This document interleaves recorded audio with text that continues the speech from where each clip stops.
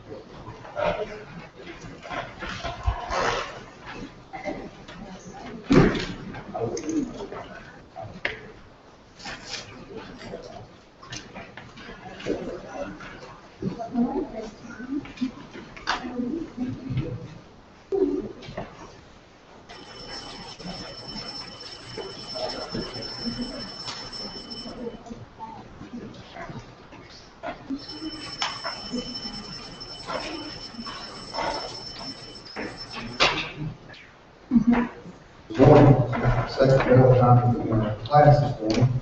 The Bible's up to First Timothy, the second chapter. We reviewed just briefly what we studied last night. We spent a week into the last study. Topic with regard to reading last week. This book is really practical in terms of get the signal that something's not right.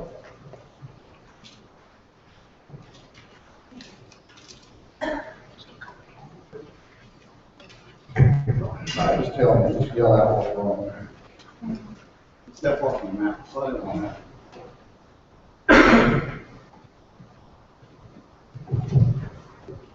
Better? Is it a little ridiculous? Can you hear me okay? Can you hear me now? That's the operator. All right, how about now? I'm still getting funny with it. I guess I always do it this way. Hopefully you hear me.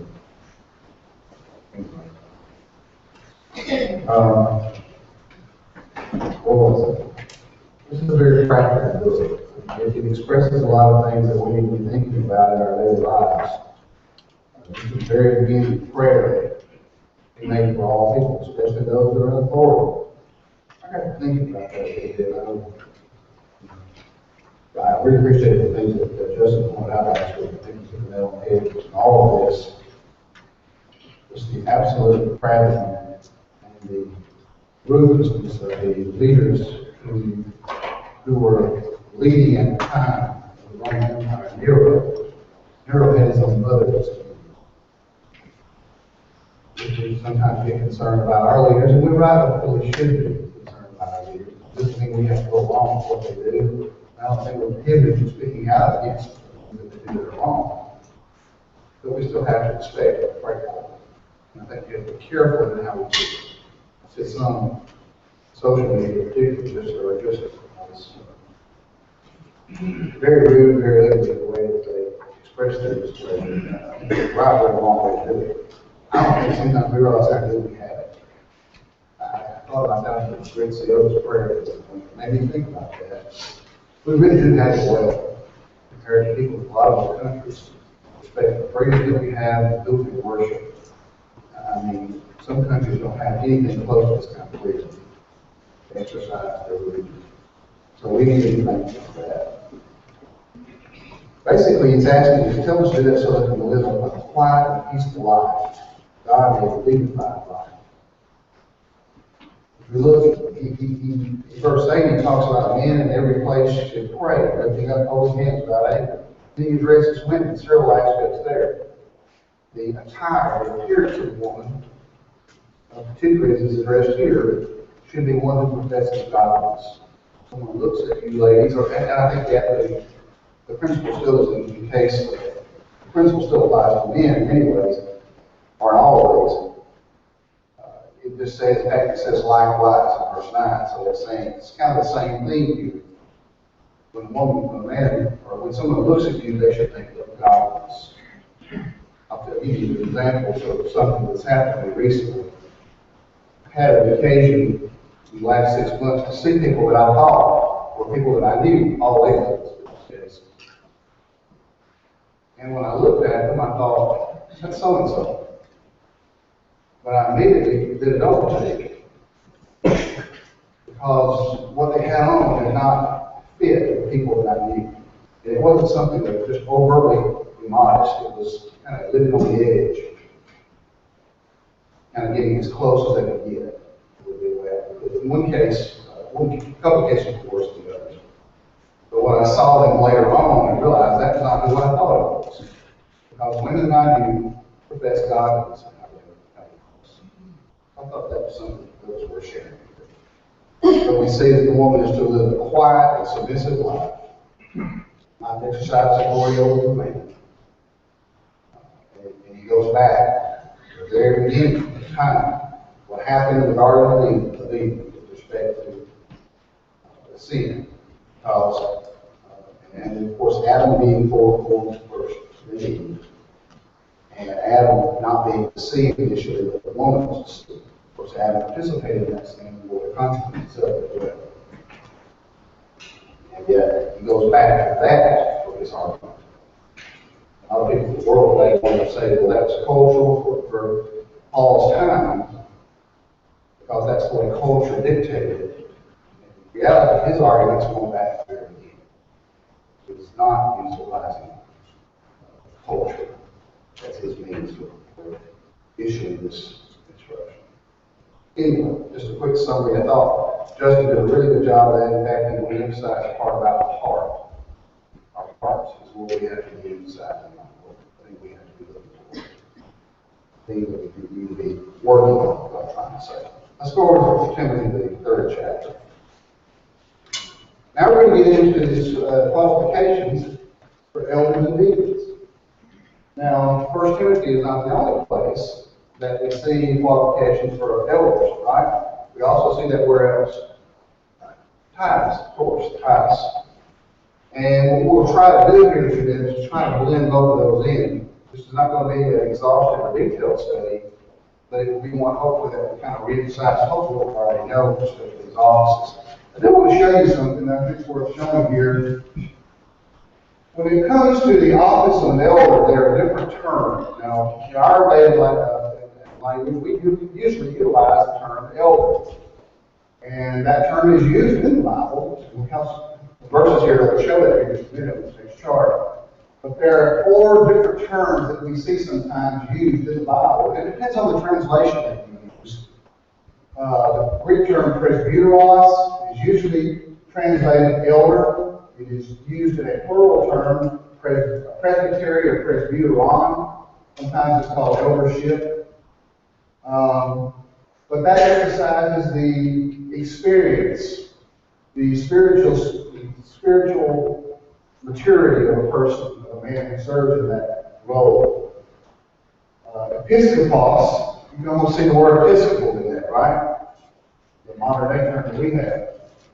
That would be used in terms of an overseer or a bishop. There would be nothing wrong with us calling our elders bishops. I got her man in prayer one time with that in another place. I thought that's perfectly appropriate. This emphasizes the oversight as a guardian or a superintendent, someone who's in charge of something. Holy, and I may be mispronouncing the Greek term, is used for shepherd or pastor. I believe in most English Bibles, the word pastor only occurs one time. That's in a list, I think it's 1 Timothy. I'm not going to say it wrong, I may be wrong. But it's used, I may have it on this chart anyway. It is used to describe one, it's metaphorical in its usage. It's a metaphor for one who is shepherding a flock. If you think of a shepherd, what does a shepherd do? Well, he guides that flock. And what it's doing is it's relating a local congregation to a flock of sheep. And a shepherd is guiding the flock. So that's emphasizing that way. And of course, the shepherd is one who protects the sheep, protects that flock. As he's grazing and as it's moving wherever he's going. And of course, the term presbyteron, or sometimes presbytery, is a group of men serving in that role. It might even be used Again, that's emphasizing the age and experience of people who serve in that role. We'll see some things about that in terms of qualification to kind of help us understand that. Now let's look at some passages here that use that. And this is, I don't believe, an exhaustive list. I got most of them. I had a chart that I found from an article that I had introduced to a few of these, and I added a couple myself. Probably the best place to go to show the interchangeability of this office is to go to Acts 20th chapter. And I'd like you to turn over there just a minute to notice that. You can turn over there. You can see different terms are used in different places. Really, it just emphasizes the different roles that men who serve that capacity provide.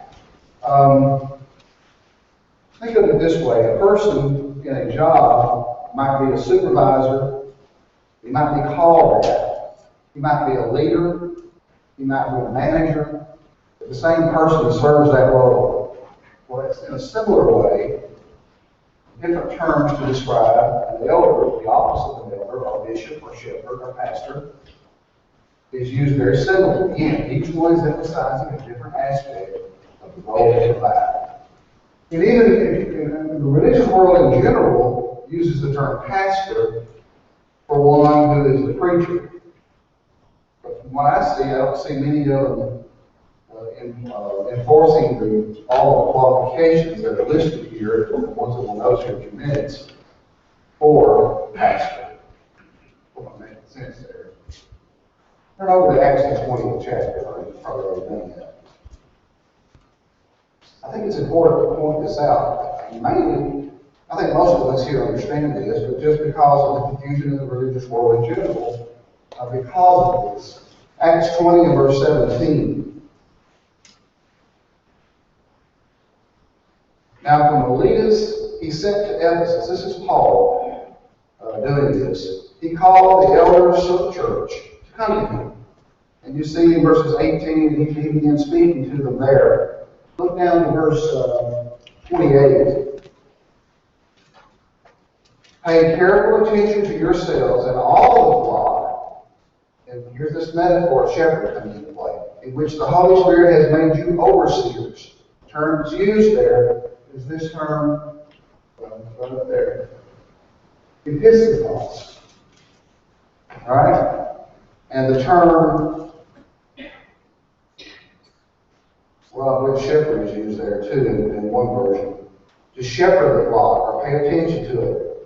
To care for the church of God which he obtained with his own blood. The idea here is that he's using this as a shepherd, one who is guiding a flock of sheep. So he's relating that to this congregation. That congregation of Ephesus. And that's the role that our elders will play here. I'm not going to go over all those passages, but I'd like you to, I think it's good to emphasize this because in general, there's a lot of confusion in the religious world about the subject. Even when I turn to, I believe it was Vine, I don't remember his first, W.E. Vine or something like that, who was an authority on New Testament words. He might not even agree with us on a lot of things religiously, but you can see he understood that. He had an article, a paragraph under the term eldership, I believe it was under the term elder, that emphasized the spirit right here, how the interchangeability of the terms apply to the same office. Again, I think it's good to check that out. Let's look at now go back over to 1 Timothy, the 3rd chapter.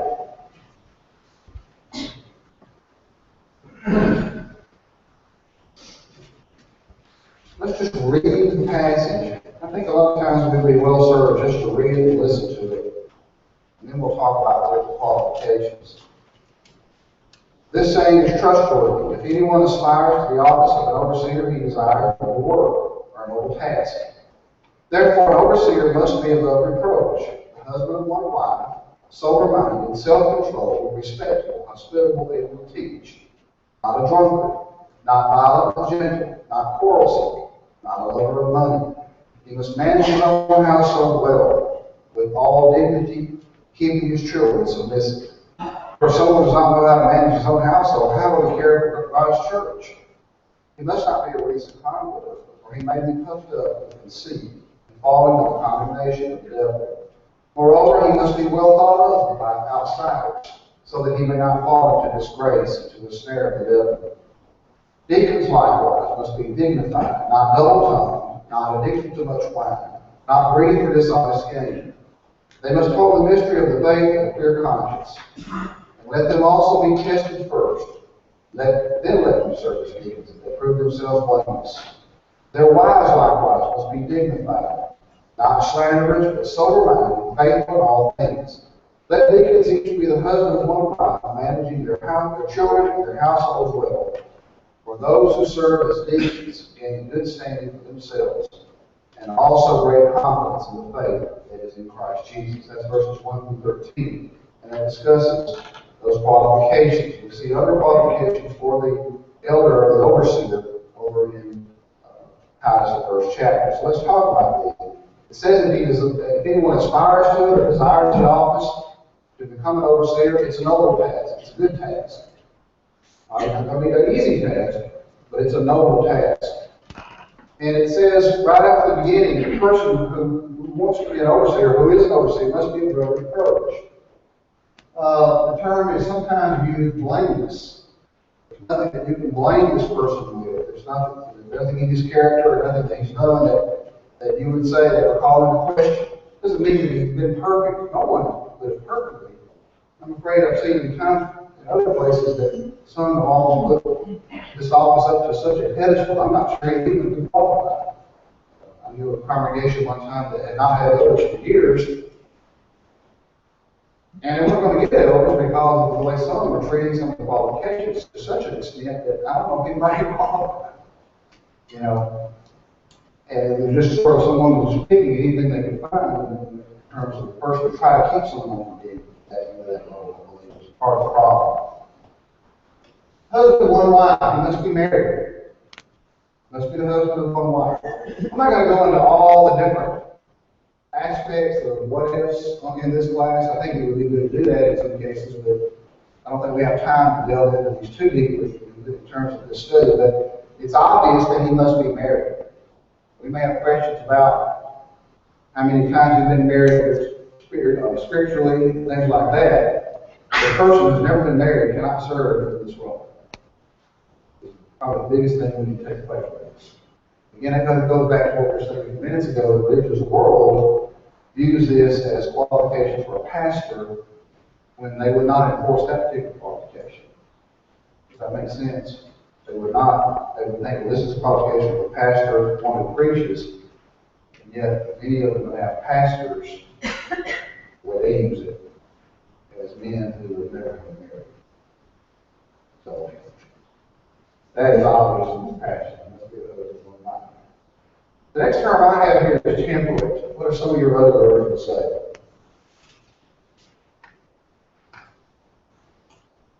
say? Temperate. One thing that I did when I was studying this, I actually made a little spreadsheet and I listed the qualifications according to the English Standard Version. Then I listed the qualifications according to the New King James, and then the New American Standard. I gave the NIV in there, and just looked at the differences. And what I saw was that there would be sometimes two terms used for one in some versions versus the other. But the idea was still the same. A person who is temperate, one who is sober-minded, self-controlled, one who is prudent, one who is of good behavior. One who is respected. I don't think these are that hard, are they? I think sometimes we can make them hard if we're such a mind to it, but I don't think it's that hard to understand what the qualifications are. He's sort of building a list of characteristics of someone who's a very noble character. One who makes an effort to try to put God first in his life. One, and you can see it in all aspects of his life, the way he approaches life. It's not someone who's just always looking for a joke about something. I don't see that kind of. I'm not seeing this, not one who never laughs. I'm thinking of a man I worked with at one time. I don't know if I ever heard him not joke about something. And I'm not saying it's anything not necessarily off color. It was just, he just approached the life was just to make a joke about everything. You know, he was a likable guy in a lot of ways, and he seemed to be kind of popular with people, but he was not serious minded. I don't think about hardly anything. And the work that he's involved in can be very serious at times. So I didn't think, I'm not trying to just single him out or pick on this guy. I don't know anything about him other than outside the little bit of work that I know about him. But it does not seem to be someone who's very sober-minded. Again, that's not saying that someone who just never walks around with a sour face all the time. That's not what it's saying. Respectable is the word I have next in the English Standard Version. What do you think about hospitality? What does that mean?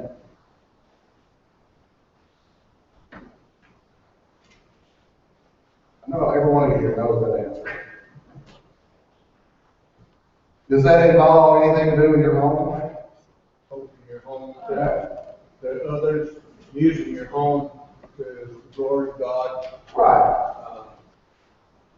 And it also involves helping those that need.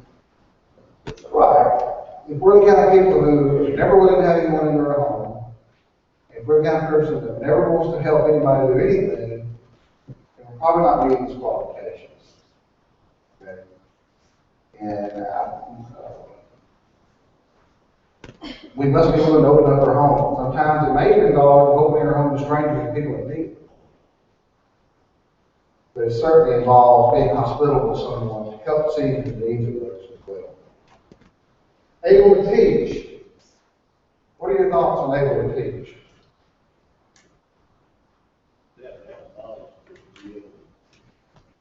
All right, that would imply a level of knowledge, wouldn't it? Yeah, it certainly would.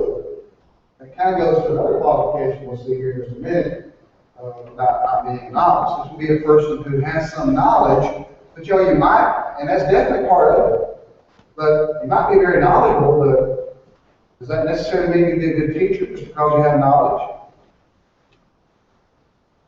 I don't think so.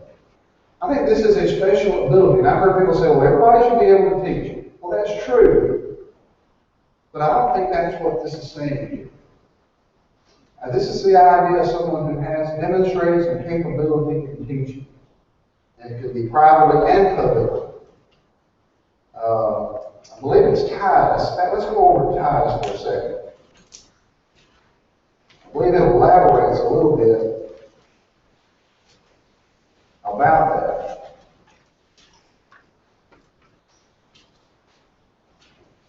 You look at verse 9.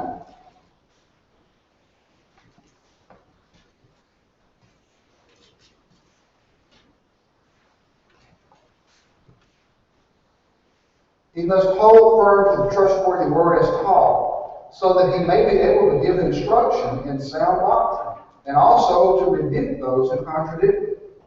For there are many who are insubordinate, empty talkers, and deceivers, especially those of the circumcision party.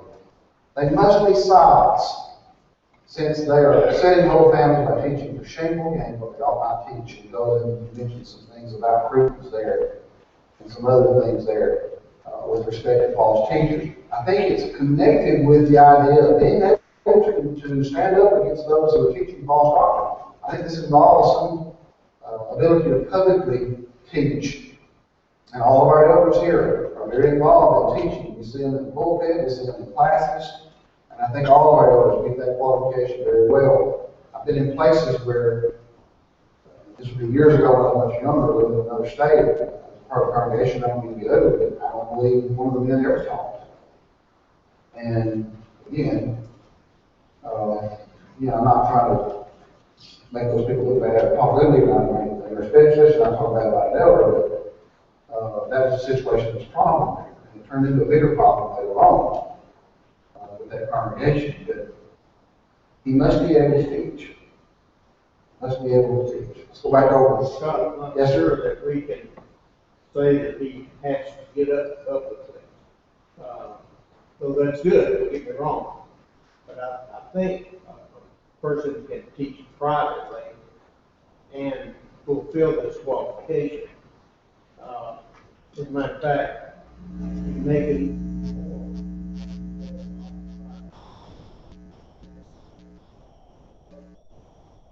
Freddie mentions that he thinks that it does not necessarily imply public teaching.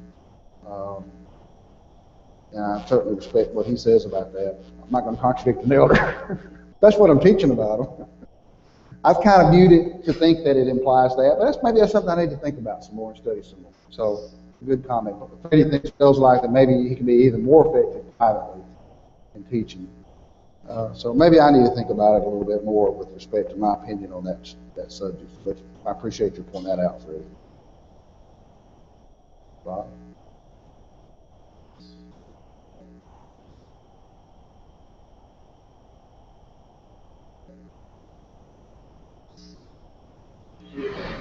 But as an elder, there are times when issues, problems, someone comes to you because they're concerned about a particular issue or whatever, and you have to communicate that person with not only the knowledge, but also the ability to have that communication to help that person come to a better understanding or to rebuke that person.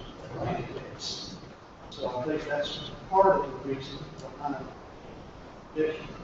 I won't be able to repeat everything Rob said, I can't remember that, but his point was, it implies a special ability to be able to deal with someone. I'm standing up here and I can't remember, Rob. It was a very good point. Hopefully you were able to hear it all. But I thought of the terms, what you're saying in Titus there, what you said very closely parallels what Titus says. There may be times where you have to stand up and deal with things. It may not always be easy, but it implies an ability to interact, to teach as well. I didn't do justice to your comment, and I'm sorry. Okay.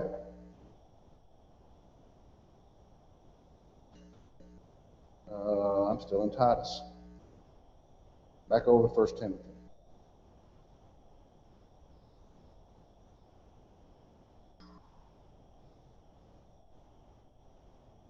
Not given or addicted to wine or not a drunkard. This is not someone who has a drinking problem. Right? And I looked at several different versions as to how each one depicts that, and that's the way it was depicted with respect to the elder. Not violent. You ever known someone, if you cross them the wrong way, they're ready to fight? There are people like that in the world. A lot of people like that in the world. If you cross them, they're ready to throw punches. This is not what an elder should be. This is someone who's not violent, not pugnacious.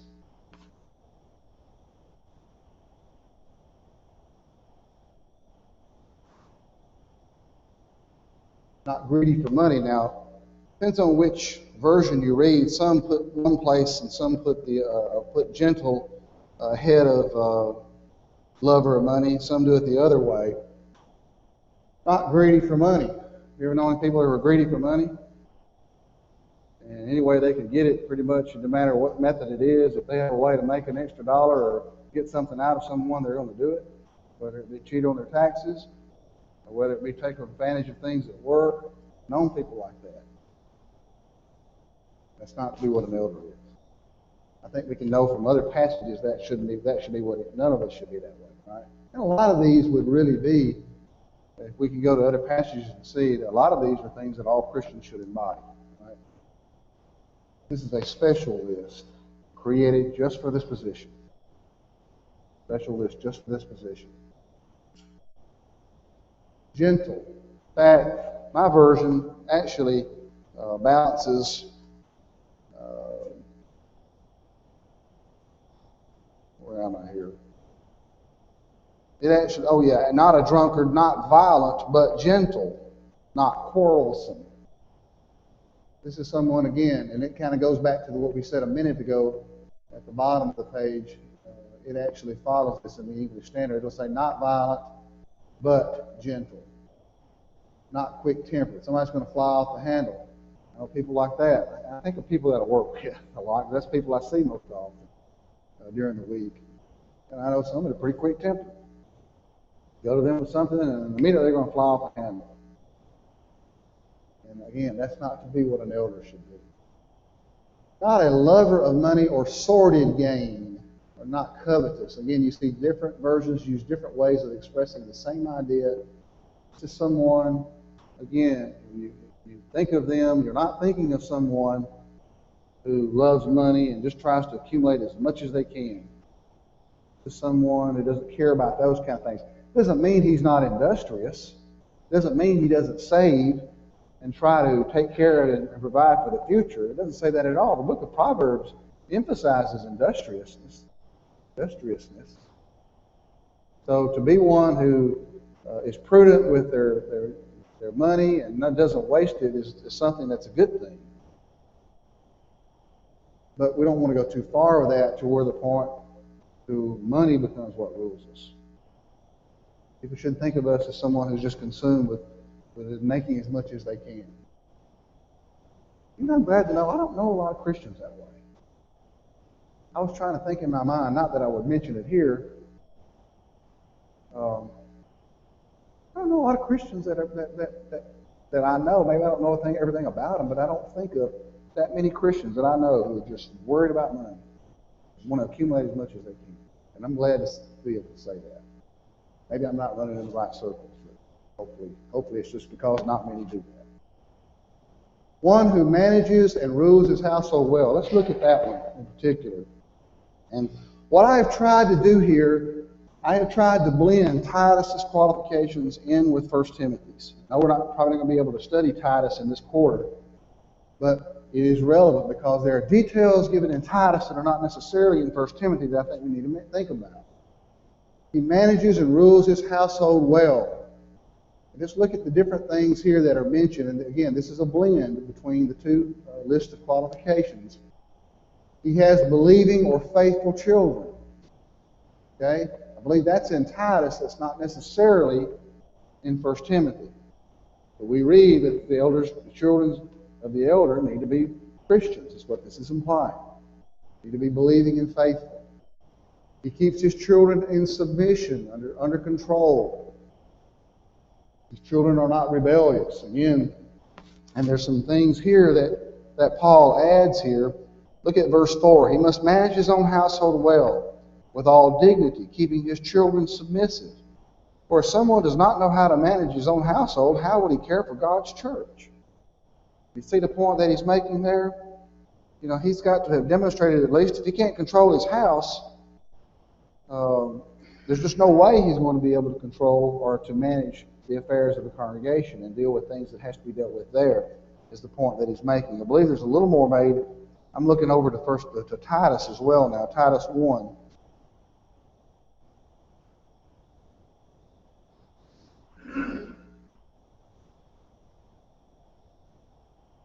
His children, this is verse 6, second half of verse 6. And his children are believers and not open to the charge of debauchery or insubordination. Okay? So the idea here is this one whose children didn't have wild children who are out of control or doing whatever, and they're believing children. They're Christians. Again, that's a qualification. Man might be a great man and meet all the other qualifications, but if his children aren't faithful, he does not meet the qualifications of being an elder. I don't see anything in this that suggests that this is just one time for being put in office. I believe this is continuing on. I don't know how we could separate that qualification away from the others.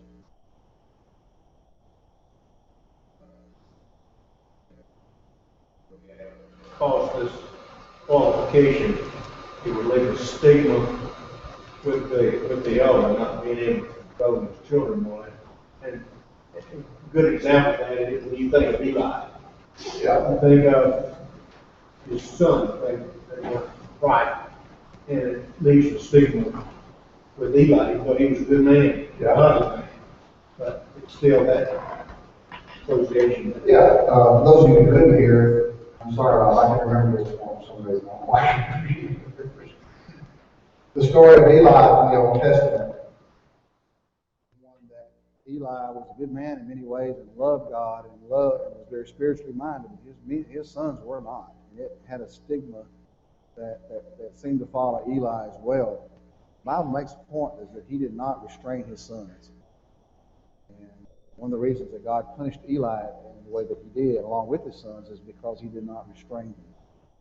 Samuel's sons also, if you read just a little later in that section of the Bible, Samuel was a good man, but his sons did not walk in his ways. His sons took bribes and were not of the same character as Samuel. So it's strange to think that people like Eli and Samuel might not have been qualified to be elders if they lived today and had children like they had then. Something to think about. Not a recent convert or a novice. This is someone, again, it goes back to the idea of the term eldership. That doesn't mean it has to be an extremely old man, but this is someone who is mature spiritually and someone who has some knowledge, or has a good knowledge, not just some, a good knowledge of the truth and of the Bible and of God's plan. He has a good reputation among outsiders. Again, he might have a great reputation with respect to in the church, but if he's outside in the world and people see him totally differently, that's going to have an impact on a lot of different things, on his effectiveness as an elder. And it may say something about whether or not he's really meeting the qualifications. People might know you. People that see you every day may know a lot more about you in terms of how you're living. These are additional ones that are in Titus, I believe, that are not necessarily in 1 Timothy. Not self-willed. This is not a person who has to get his own way every time. Loving what is good, sensible, just, devout, holding fast the faithful word. Again, there are different ways that you could make. Some may not necessarily be a qualification like another one. Some might not view the way one is phrased as necessarily as a qualification, whereas another person might. But I think holding fast the faithful word would be one as well. Any question about any of these? I think these are just common sense. We could go and look at all the different Greek words that are used. We just don't have time for that in our class. But I think you get a sense for what kind of person an elder is supposed to be. One who is sensible in the way they approach things. Well, that's definitely needed in terms of managing a church, a congregation, and leading a congregation. Being sensible about making plans and how to, even with respect to how we manage the affairs of the church with respect to the physical facilities. They have to be sensible in how they do things. A lot of these qualifications are the same thing in every Christian. That's right, and it really points out that a lot of these are qualifications that we should all as Christians. We can go to other places. Let's talk about deacons. Now, the deacons have very similar qualifications. They're not necessarily as exhaustive of the list, and there are some that apply to the elder that do not apply to the deacon. But you see this idea of being dignified.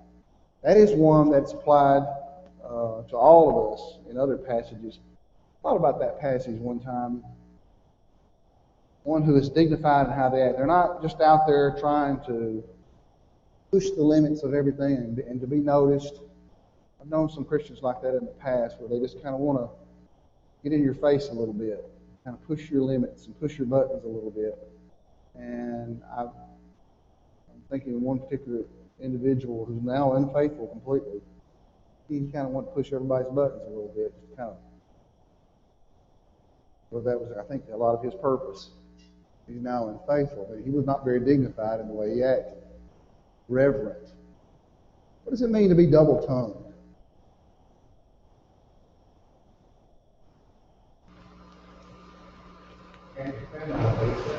Yeah, I say something to one person and to another person something different.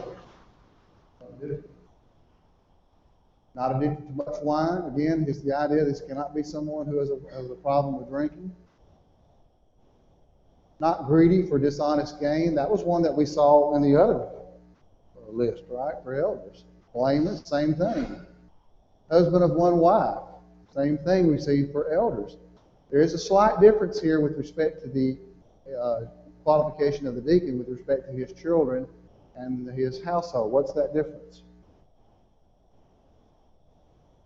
We see what's similar, right? He manages children and their own households well, but what does it say with respect to the children about elders that it doesn't say about deacons?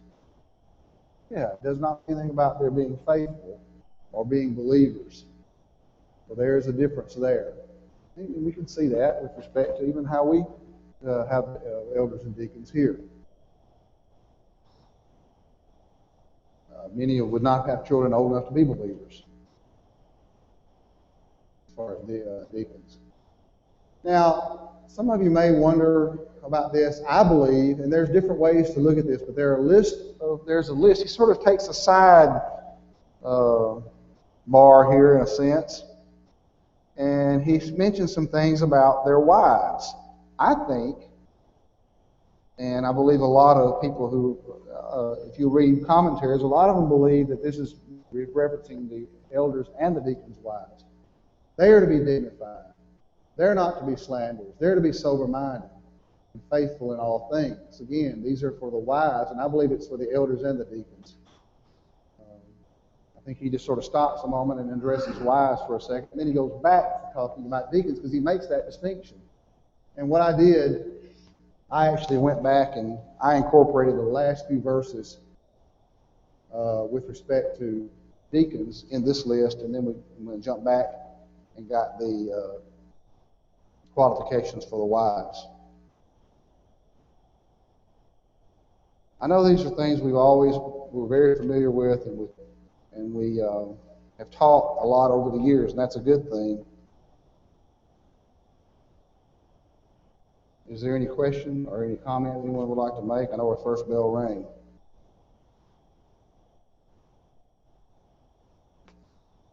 I was looking at these questions, and I did make an effort to fill those out. I hope you're being able to do that.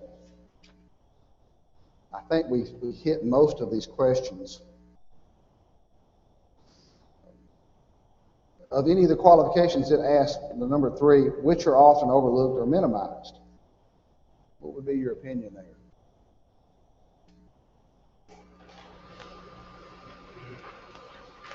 Possibly a good testimony from those without. Sometimes it's not really checked out. Good testimony for those without sometimes is not checked out as well as it should. I was able to teach in hospital. Again, this is an opinion type of question. And one thing it says, how are elders and deacons to first be tested? The thing I thought about was that their name was placed before the congregation for consideration. And people look at that, and they look at the qualifications, and they examine this person's lives. I think that's one way to do it. Anyway, our time's up, and we were ready to others. Thank you for your comments.